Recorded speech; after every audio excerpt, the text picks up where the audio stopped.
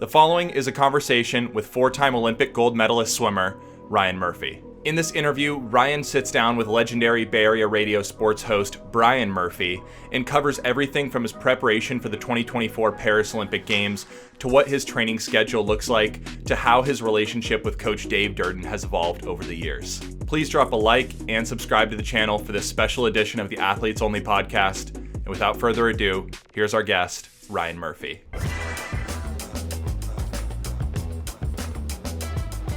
Ladies and gentlemen, once again, a big warm welcome to our Olympic hero, Ryan Murphy. Let's go. The Olympic Club's own. Can I call you Murph? You can. Can I call you Murph?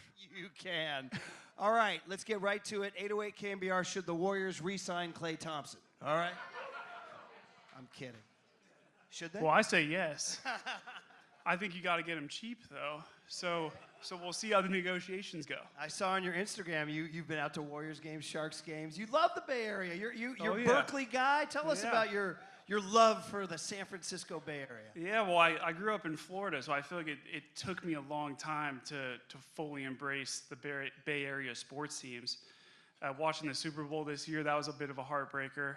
But going to the Warriors games are great. So I'm loving being in the Bay Area. Good stuff, man. And as very proud Cal Golden Bear, right? Huh? We get a roll on you Bears chant here. Any Cal Bears in the house? Yeah. I mean, that is a journey from Jacksonville, Florida, where the University of Florida has a great swim program right in your backyard, and you said, no, I want to go all the way out to the West Coast and be a Cal Golden Bear. Tell us about that. Yeah, I mean, it's hard to go back to the mindset I was in as a 17-year-old. That was about a decade ago. I remember in the moment, the way that I went about the decision is I tried to just take as many trips as possible. I wanted to see everything. I wanted to see what every school had to offer. Cal was my first trip, so I was walking around campus, and I felt like they checked the box on academics. I really liked the guys on the team. I liked the coaching staff. They were on the younger side, so I liked that they really had a lot of hunger and things that they wanted to accomplish. And I think it turned out to probably be the best decision I've ever made. Yeah, because you're here tonight, right? By the way, I buried the lead. We were from where we sat tonight, we couldn't tell who touched first. Nathan, Adrian, or Ryan Murph? Is this a sore subject? Who touched first? Well, it was so close. I've heard it was Nathan. Oh. Well, then a gentleman's tie. All right, so we go to the videotape or something. But that's you swimming. That's not your stroke, though, right? You stepped out of your comfort zone. Yeah. I mean, luckily Nathan's not training as much as he used to. So if he was in full force training, he probably would have dusted me on that. We know Nathan's doing a great job raising swimmers of his own here in the Bay Area. Nathan, Adrian, everybody, give it up here. Yeah. Nathan and I did this last year, and it's great to talk, not just Bay Area Olympic Club, it's swimming. Want to get into some of the technical. I told you I have my swim family over here. We have a lot of young athletes in the room. Could talk about what it takes to touch that wall first. But I kind of want to jump to the end first. I want to talk about this summer because it's exciting. Anybody know 2024 Paris Olympics? My man, Ryan's got it on his grease board. Tell us about it. You want to be in Paris this summer. Tell us about that goal. Yeah, absolutely. So I mean, really, the way that I approach a season is working from right to left. So for me, like at the far right is the Olympics, but I have to get through Olympic trials first. That's the prereq that you don't want to take. But if I have to be top 2 at Olympic trials, that's in 2 months. So right now is really tunnel vision on trying to do everything as well as I can. So in the water, that means having a level of focus on every stroke, every practice. Outside of the pool, it's trying to have a lifestyle of success, trying to do everything correct outside of the pool, and hope that these little small improvements turn out in my favor come Indianapolis. So we're in full training mode right now? Oh, we're in full training mode. So no dessert? Take the dessert away, right? Light on the mashed potatoes tonight. Was that it? No, I mean, tonight is a training night. We got to get you out of here into bed pretty soon, huh? Yeah, absolutely. I have morning practice at 6:30 tomorrow. So I'm already thinking about it. Like, and that's really is the mindset. Like once you're out of the pool from the practice you just completed, like that's behind you. And now it's time to prepare for the next one and trying to figure out how to put your body and mind in a place to do that. I love that. And I mentioned young athletes being here, and I was, boning up on my Ryan Murphy before we got here, and I was listening to some podcasts you did. And it's like, I mean, for you, it's obvious, but when you practice, you're very deliberate, right? You're like, I heard you talking, and you were talking about breaking down 0 to 15 meters or the next 15 meters. So, I mean, tomorrow's practice, you know something specific you want to work on tomorrow morning? Yeah, so I mean Friday mornings, I know that's going to be a kick set day. So I want to make sure that my legs are feeling good in the morning. But I mean it's really you're trying to find little goals that you can hit throughout the season to take it chunk by chunk. So the place where we're in now is a lot of the capacity work, a lot of the fitness work. That's kind of behind us. Now it's about getting really, really race specific and working the things that I'm going to want to work in my races come this summer. So something, I mean, I'm going a little bit in detail here. We want to go deep. Let's go deep. Yes, go. But like right now, I'm thinking about, okay, on every turn, I want to have good posture off the turn. I want to work being able to build through the 50s, finishing each lap really well. And then in times when it doesn't feel like it's clicking for me, that's when I look around. That's when I just delve into the pure competition, trying to beat the person next to me. So there's always something or someone I can draw on, and yeah, just trying to maximize what I have every day. I love this. It's so great to get into the mind of an Olympic champion, and multiple. I wrote it down: 4-time Olympic gold, 6-time Olympic medals, and more to come. Forgive my ignorance, who's coaching you right now? So I'm training out of Cal. So the head coach there is Dave Durden. Okay. And how long have you guys known each other? So I met Dave through the recruiting process, and so I've been swimming with him since 2013 now. Oh yeah, he's my guy. He's your guy. I know. Okay. I feel like we've got a connection now where it's like, I feel like one of the best skills you could have as an athlete is being able to go up to your coach and just get to the point immediately, like sift through like all the psychological, like all the desire to be great, because I feel like that clouds the mind a little bit, but just being able to get to the point, that's where Dave and I are at. I love it. What makes a good swim coach? I think a good swim coach, I think it really comes down to communication. Like they have to figure out the personality on the other side. And I think what Dave's always done a really good job of is he has a high level of respect for his athletes. And I think when your coach shows you a level of respect, like that makes you take a little bit more ownership.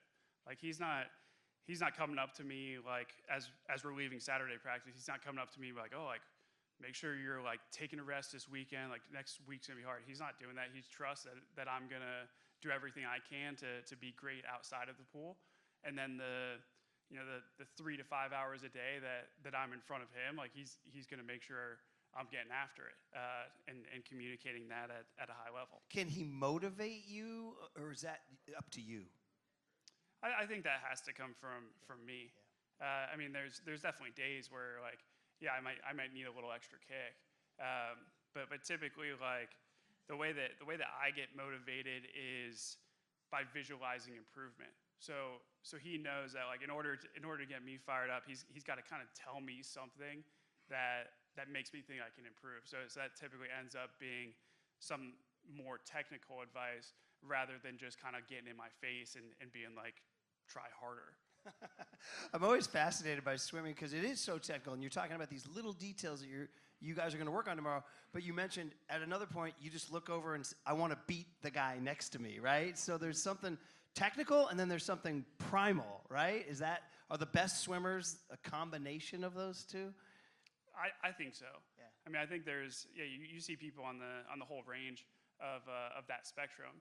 Like I find like when you go to big competition and adrenaline hits, you're super nervous.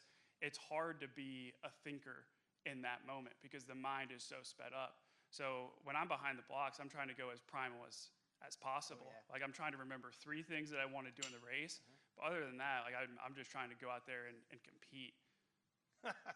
It's funny. I saw one of the videos. I think it was actually your 2016 gold. And the way you finished, I looked over at my wife, who's a high school swim coach, and my 2 swimmers, and I saw her leaning over to our 12-year-old. And I think she was talking about the way you touched the wall. I mean, these are the things that go into it, right? I mean, that's the difference between you winning a gold and a silver, maybe sometimes, is your last 2, I'd say yards because we're in high school, but the last 2 meters or something. Oh, yeah. I mean, I think at this point in my career, I've won races by 1/100th of a second. I've lost races by 1/100th of a second. So like when that's in your head going throughout the year, like you're really gonna turn over every stone and really think about every possible detail. It's awesome. So I mean, this is 2016 Rio. I say 2020 Tokyo, but it was really 2021 because of COVID. It was so unusual. And now 2024 Paris is the goal. And as you said, there's things you have to go through to get there. So we know you're doing the work to get there. But if you do achieve that, or I guess even just right now, how different is Ryan Murphy, April of 2024, from the kid who went to Rio in 2016? Well, I'd say the kid trying to go to Rio in 2016. I mean, I was really looking at Nathan as much as I could. Like Nathan was really like my North Star as someone that I wanted to try to follow. Just the way that he was approaching things and just his level of consistency. So where I'd say now, like, I have a good idea of what works for me. I don't necessarily have to look too far outside of myself. So it's really about optimizing for me now because I know what that experience is like. Where in 2016, I didn't know what I didn't know. I just kind of went in there wide-eyed and tried to convince myself that it was a low-pressure situation. The pool's the same length, like the typical things. But you can't be prepared for that stage. So I went into 2016 without a great idea, and now I feel like I can just prepare a little bit more because I understand it a bit more. It's incredible. And one of the really cool things, and swimmers know this, but some don't, Ryan's part of this incredible US backstroke tradition that, I mean, you when you won the 100 and the 200 in 2016, you became the 6th straight U.S. American. That deserves a huge round, a U.S. American to win a gold medal. Huge round of applause, because I don't want to say there was pressure. I mean, of course there's pressure on everything, but I heard you tell this great story, and I would love for you to share it tonight, is that all the other swimmers who won gold reached out to you in some form or wrote you either a letter or sent you a note or something to, it goes back to even John Neighbor. I mean, talk about it for U.S. swimming history, right? So you achieved it. You kept that streak alive.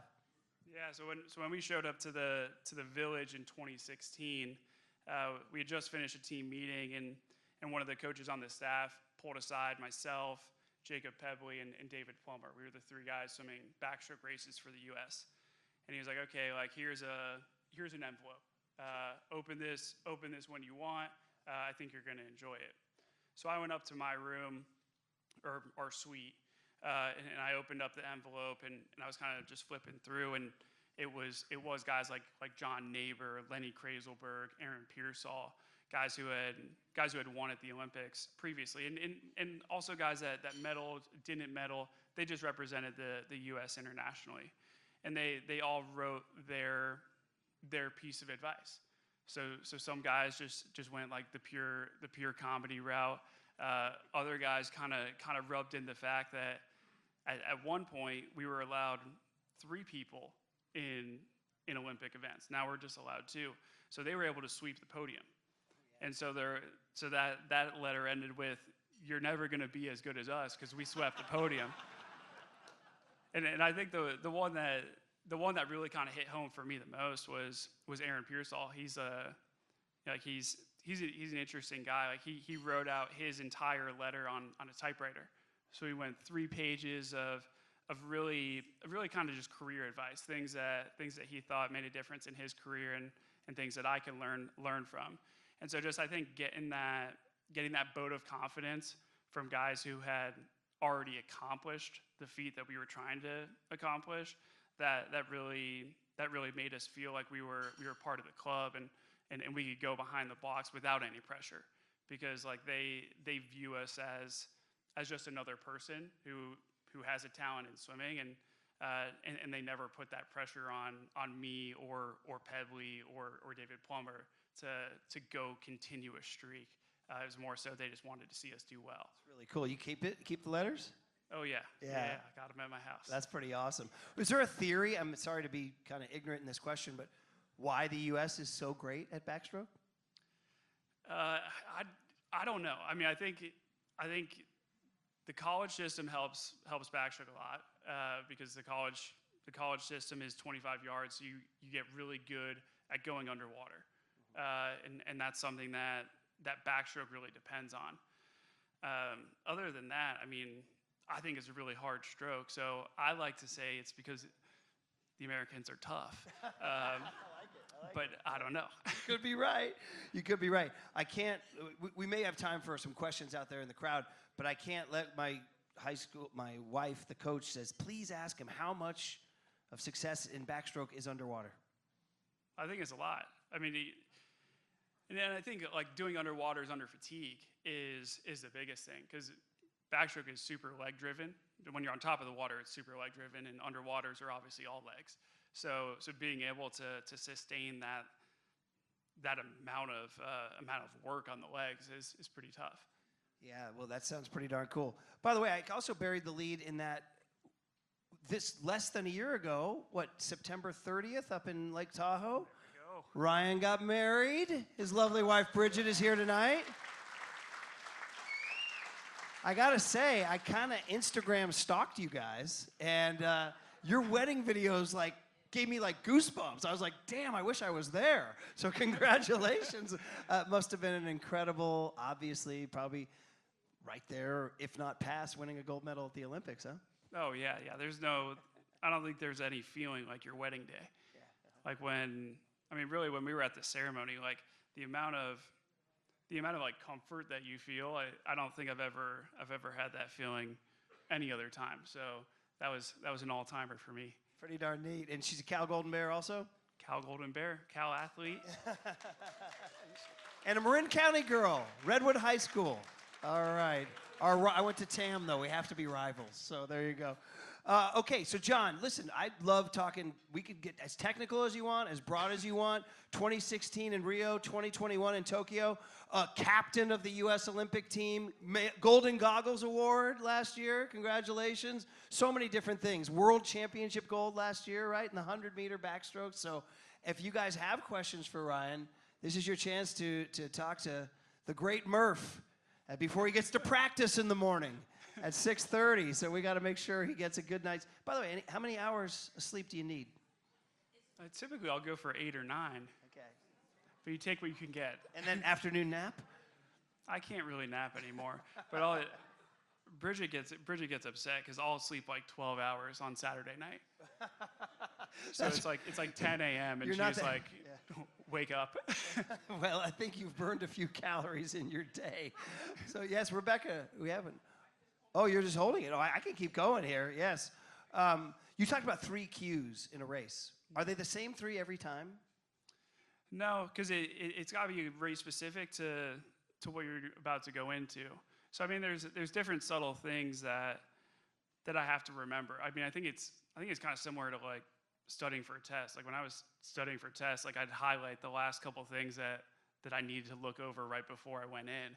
And that's kind of where the 3 cues are. It's something that I consciously have to think about because I'm not exactly nailing it naturally. So that's the way I go with the 3 cues. Another question I had is Olympics. When you swim all these multiple events, I was looking at your times from prelims, semis, and finals. And Nathan knows this, and Abby, who's here, is that how you guys are able to calibrate your bodies to swim a 53 in prelims, a 52 in semis, and then a 51.9 in finals.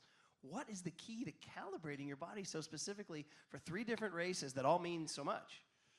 Yeah, I mean, my goal is always to get through the round with as little effort as possible, so that when I get to the final, I have a little bit more energy and hopefully I can go faster. So that's what I'm thinking about. So there is a little bit of trying to predict what that cutoff line is going to be.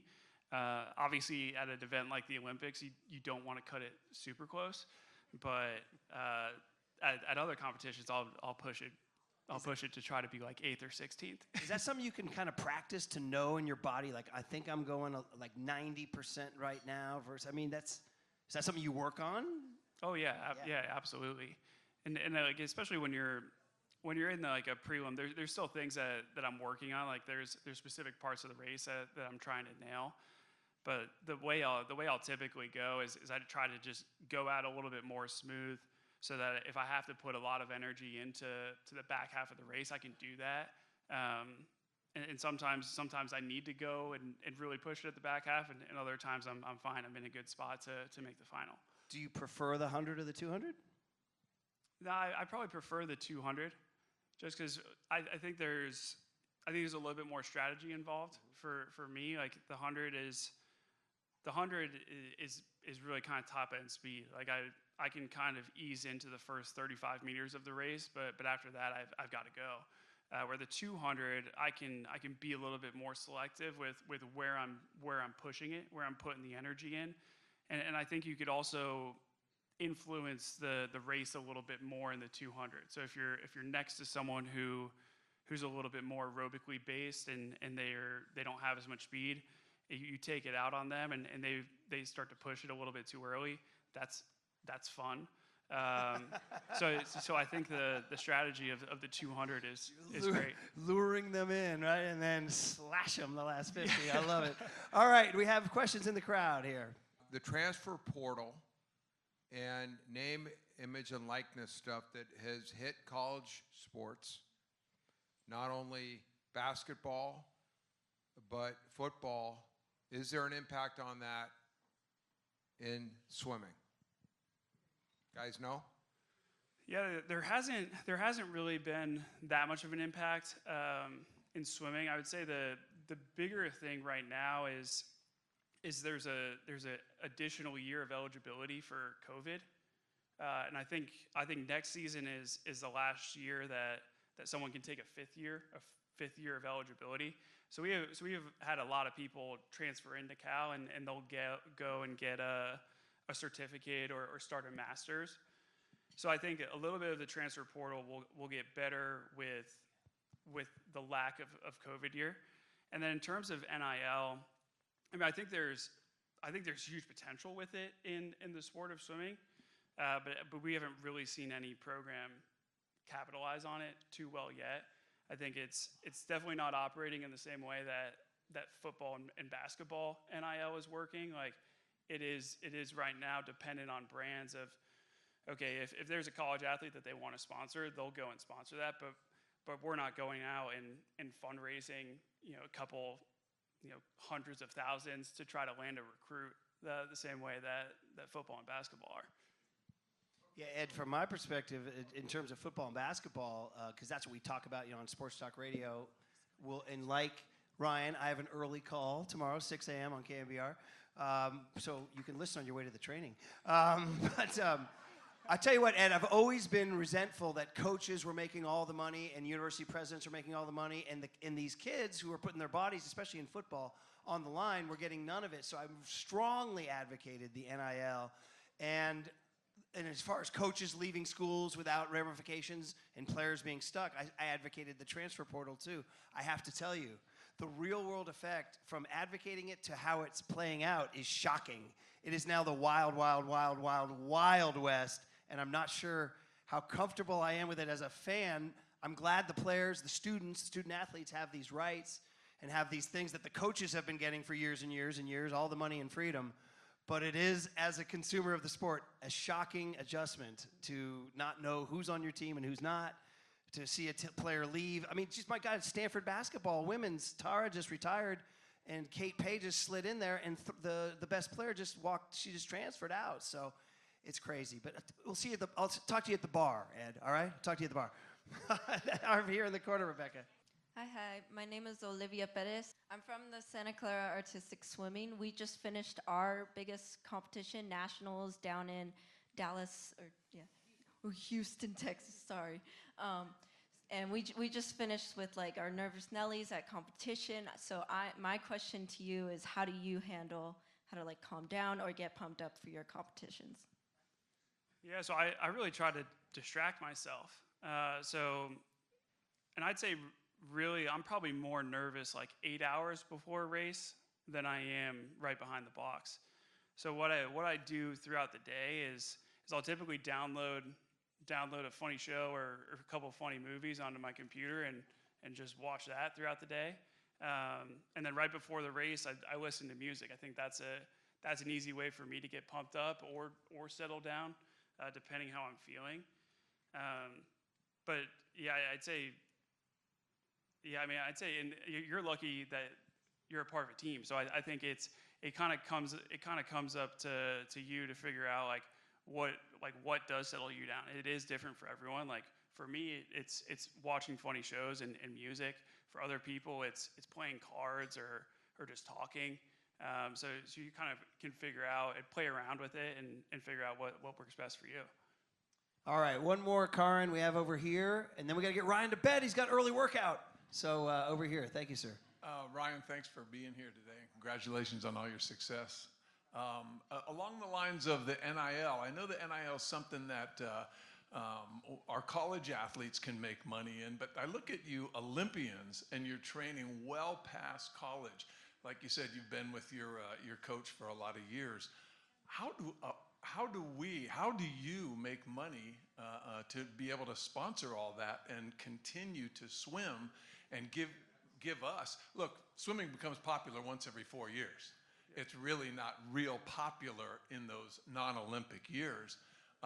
So I don't know, the NIL doesn't help you. How do you guys continue to train and go on? I know you make a little bit of money there, but is that difficult?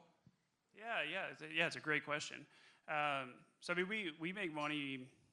It's a couple different avenues. So essentially, you can make money from USA Swimming. If you're number one in your event in the country, you can make a little bit of money from USA Swimming. So that's like $32.50 a month. So it's like nothing life changing. You can make money off of endemic sponsors. So in swimming, that would be like Speedo, Tier, Arena. So I've been fortunate that I've had Speedo with me my entire career. Also on the endemic side, I'm partnered with Goldfish Swim School, so that the video that we were welcomed with Minnie, so that's part of my partnership with Goldfish Swim School. And then the non-endemic sponsors, so that would be the brands that capitalize on the Olympics. So last time around, I was with Eli Lilly and Bridgestone tires, because they were both Olympic sponsors. And so they're just going to kind of pop up and go away within, those are typically, they'll typically finish out the year in that Olympic year. So in this year, those would typically close out December 31, 2024. And then you could just kind of piecemeal some other things. So it's like you could go around to club teams and do clinics, do talks as another way to supplement the income. All right. So listen, he's got early workout. He's going to be in the pool at 6:30. He's got a goal. When are trials, Olympic trials? June 15th. June 15th. They'll be on TV. We televise those, right? Yeah. Everybody going to root for Ryan Murphy at Olympic trials. Huge Olympic Club thank you to the great American champion, the great Olympic champion, our very own Ryan Murphy, everybody. Give it up for Ryan. Give it up. Thanks for sticking around for the full extended edition of the Athletes Only podcast. This was a very special edition, and I'm sure you probably noticed something was new.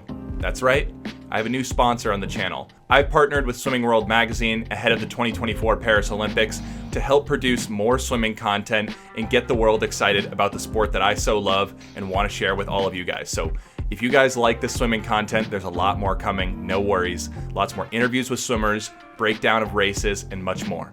So if you want to see more of that, make sure to subscribe, and I'll see you guys next week.